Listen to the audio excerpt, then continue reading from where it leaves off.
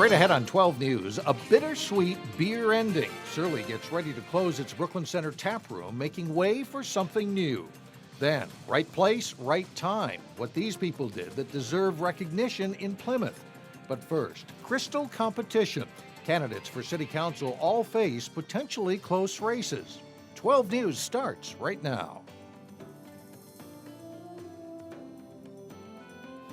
Hello, everyone. As Election Day draws closer, candidates are making the final push for votes. That's especially true in Crystal, where 3 city council seats are up for grabs. Delane Cleveland joins us now with more on what could be some very tight races. Delane?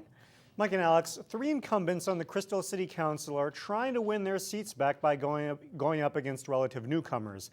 However, those newcomers won more votes in the primary election back in August. Whether that matters depends on whom you ask. I want to thank the League of Women Voters for organizing this forum tonight. Thursday night at Crystal City Hall. My wife and I chose to make our home here in Crystal, and we love this city. A mixture of familiar faces. I've been on the council for 19 years. I'm the old senior dog. Well, I feel I'm doing the work of the citizens, and I want to continue to do that. And new political hopefuls. I got into this because my neighbors asked me to. When the opportunity came up to run this time, I was encouraged by some of my neighbors to give it a shot, and so here I am. Gathered for a candidate forum moderated by the local chapter of the League of Women Voters. Doesn't make any sense. For the incumbents, their reasons for seeking re-election centered on the theme of unfinished business. There's always unfinished business.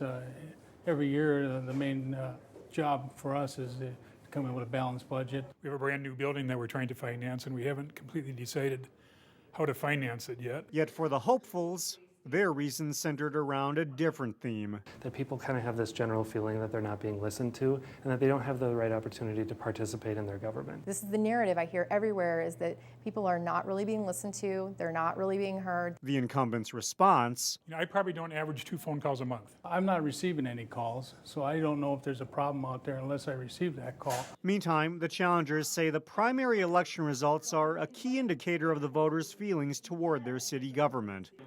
The current council says not so fast. Well, I don't make a lot out of it.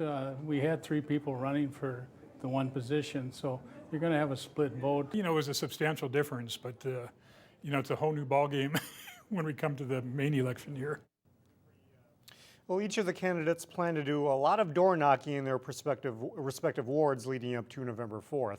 If you want to hear more about where the different candidates stand on the issues, you can find a link to the entire Crystal Candidate Forum on our website, 12.tv. Mike? All right, thank you, Delane. In Plymouth, police say thieves are targeting valuable parts underneath vehicles.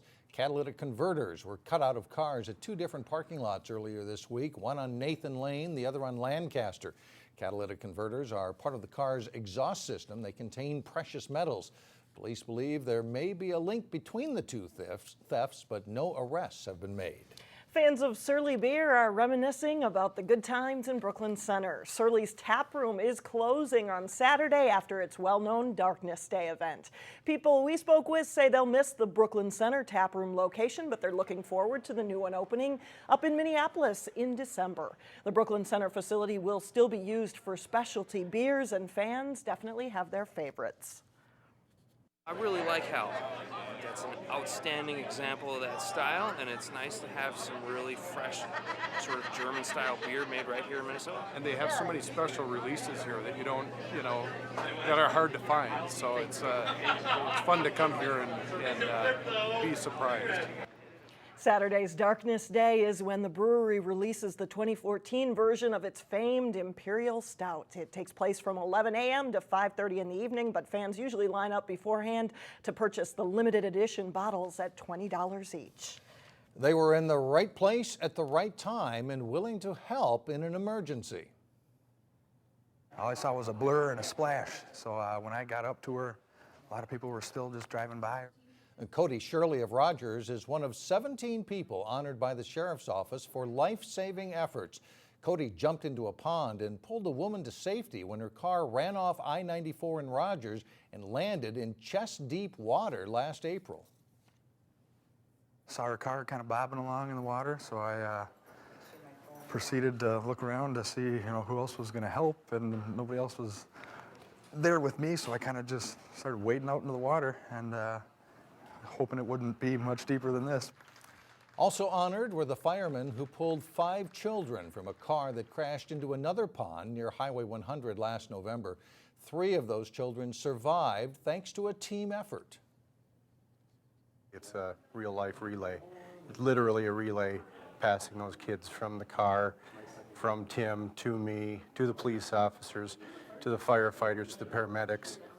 The men say it is difficult to know that 2 children did not survive, but it's satisfying that they could save as many as they did. It'll be slow going through Plymouth this weekend. As work continues to expand, Interstate 494 crews will be closing 1 lane in each direction for the whole weekend starting Friday night. Just 1 southbound lane will be open between Bass Lake Road and Maple Grove, and only 1 northbound lane will be open north of Rockford Road. Well, this next story is going to get blanket coverage thanks to the Maple Grove girls swimming team. The Crimson made blankets to send to cancer patients at children's hospitals and clinics. Sophomore Rose Gallagher came up with the idea. She wanted to do something to give back to the community. The project also helped foster team unity. And on the swim team, we have a thing where we have big sisters and little sisters, where a girl at the junior high is paired with a girl at the senior high, and so they're big sisters to them, and so each big sister and little sister is working together, and so everyone, I think, will do 2 blankets. That's a neat project. Coming up, a smorgasbord of weekend events. We have a rundown in Weekend Showcase. And a little bit later in sports, it's a wild one as rivals Osseo and Maple Grove battle in a playoff thriller in volleyball. But first, the weekend doesn't look too shabby. Temperatures will be in the 60s.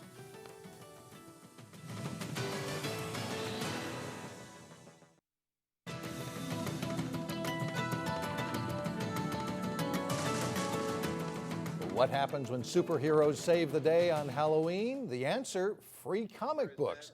It's called Halloween Comic Fest, and at Hot Comics in New Hope, you can choose from 19 different stories. You can see how Scooby-Doo teams up with Batman or the afterlife with Archie. The giveaway starts at 10 o'clock Saturday morning, and they encourage you to show up in costume. It's full throttle this fall with no shortage of things to do this weekend. Neil Persley has a roundup in Weekend Showcase. If you're looking for activities this weekend, I've got triple the ideas. The Eastman Nature Center in Osseo says if you're going to go to the parade in Anoka Saturday night, why not bring the little ones to the Nature Center first from 10 to 3 and let them work off some energy. For the little kids, we'll have a pile of loose corn and straw for them to jump and dig in. They'll also have costume characters, games, treats, and refreshments for both kids and adults. Cost is $8 per child and $6 per adult.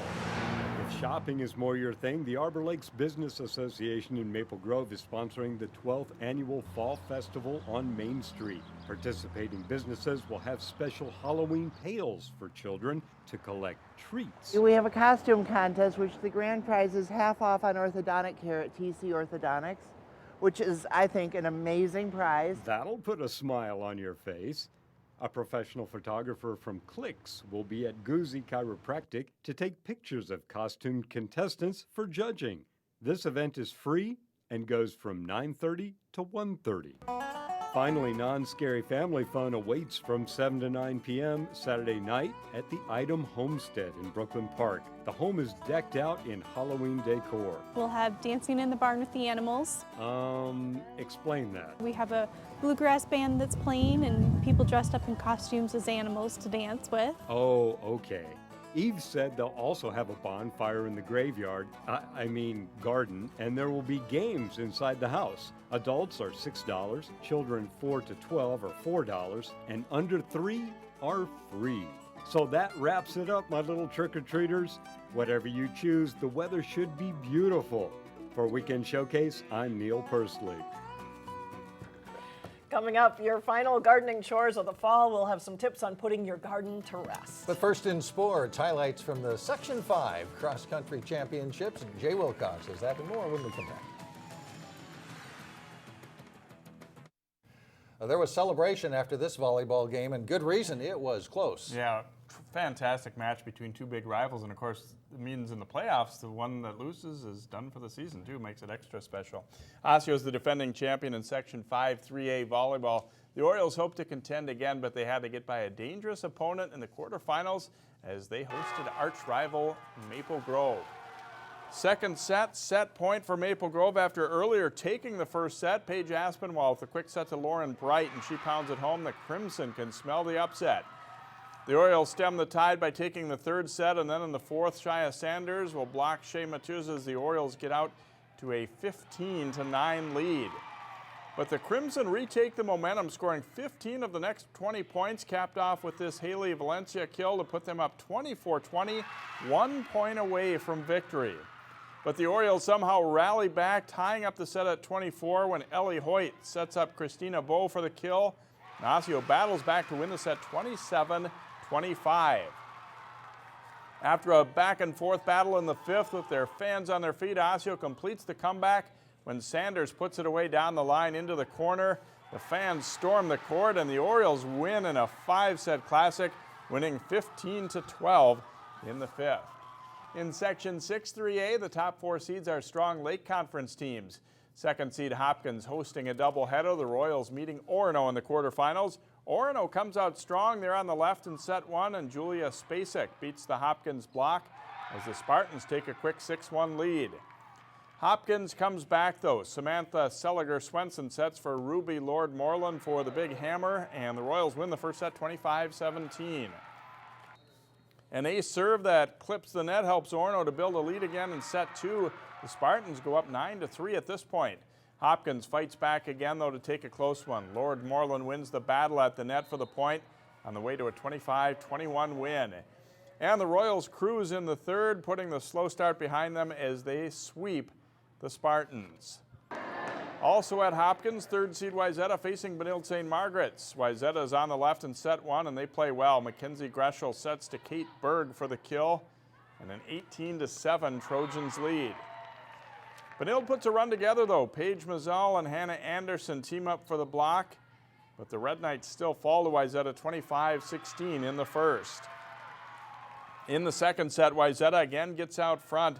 They get into their offense, and Berg gets the kill down the line as Wayzata grabs an 18-12 lead on the Red Knights. BSM is resilient, though. They fight back and pull within a point at 24-23 as Wayzata's hit is just long on this point, but the Trojans do pull out a 25-23 win. And Wayzata takes another fairly close one in the third as Greshel sets to Morgan Baufield, and she puts it away. Wayzata sweeps Benilde, and they'll face Hopkins in the semifinals on Tuesday. Well, for late October, it was actually slightly warmer than many distance runners would prefer at the Section 5AA cross-country meet on Thursday. The girls up first, and St. Michael Albertville's Rachel King wins the race with a time of 14 minutes, 13.2 seconds. The Knights also win the team title. Totino Grace's Michaela Brands and Maggie Lewisell are 6th and 7th, and Osseo's Grace Koskela is 8th to qualify for the state meet.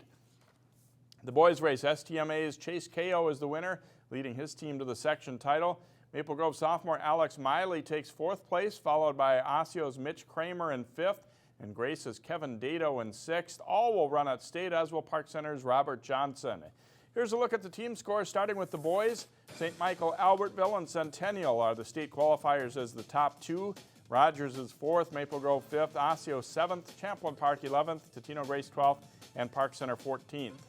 The same 2 teams top the girls' results, with STMA and Centennial going to state. Totino Grace is 3rd, Maple Grove, Osseo, and Champlain Park run 6, 7, 8. Park Center is 12th. Breck's girls tennis team took 3rd place in the state Class A team competition this week. The Mustangs also had a singles player and doubles team in the tournament. Kendall Kozakowski and Grace Zumwinkle returning to the doubles final after losing to 2 of their teammates last fall in the title match. Taylor Bannett serves for Cannon Falls.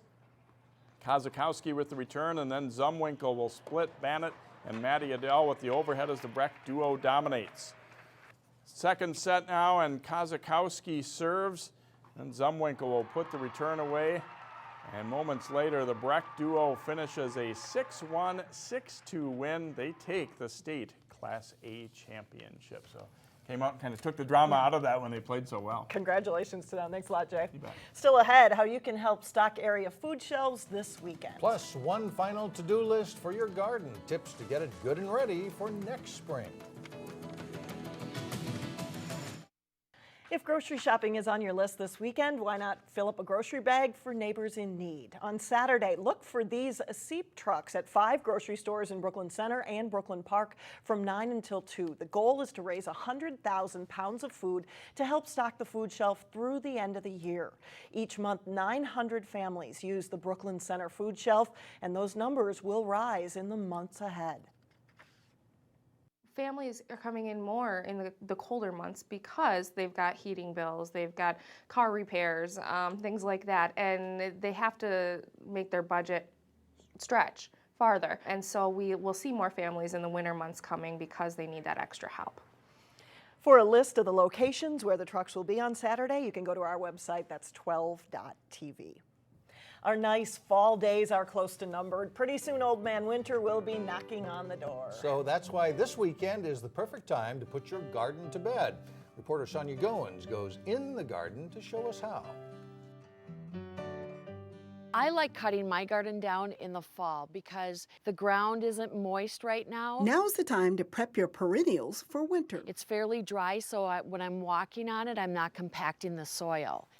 Marilyn Arlnan has spent a lot of time making her Maple Grove yard beautiful. I like to leave a little bit up just for winter interest. I'll leave some of my cone flowers and stuff up because the birds love the seeds. It takes a lot of time to clean out and cut down plants. So when you come down to cut your perennials, you'll want to cut them to about between 1 inch and 2 inches from the ground. You want to be careful when you get rid of diseased plants. Otherwise, you'll have problems next season. These bee balms have powdery mildew, so I'm not going to put them in with my other stuff. I'm going to put them in a different container. It's also important to keep your garden tools free of disease. I can just take my Lysol and disinfect my pruners. As you put your garden to bed, deadhead your plants and save the seeds. If we want to have a certain flower that we want to have more of and maybe in a different part, you can see that we have nice seeds all over on this. You can also share your seeds with friends. And look at, these are like perfect. Look at how the seeds are falling off. Once your garden is cleaned out, the next step is to apply mulch. Then no need to go to the store.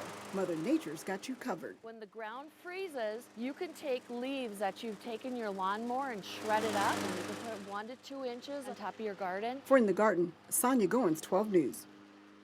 Fall is also the right time of year to divide plants like hostas. Just make sure to water them when you replant them. And what that guy was doing, picking up leaves, we'll be doing that tomorrow. That's what we'll be doing. Yeah. Nice day for it. Get out there and enjoy it. That's it for now. Thanks for joining us, everyone. We'll see you back here on Monday. Community Corner is coming up next.